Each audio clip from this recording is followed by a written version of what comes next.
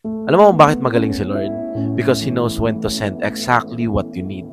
But sometimes, God will never rescue us in order for Him to reveal a lesson. Yung kahit umiyak ka, madurog ka, at pakiramdam mo walang pag-asa, God will allow that para ma-experience mo at makita mo yung lesson ng choices natin na ginawa sa buhay. Kaya alam mo, yung mga choices natin sa buhay ang naglalagay sa atin sa mahirap na proseso. Then we always expect God to rescue us. Kaya napakahalaga na when we are making big decision in life, we always ask if align ba yun sa will ni Lord. Dahil kung hindi, napakahirap na proseso nun. Kasi kung hindi tayo tuturuan ng Panginoon, sino? Kaya it is important that during the process, you hold on to God. Dahil siya lang din ang makakapag-alis sa'yo dyan.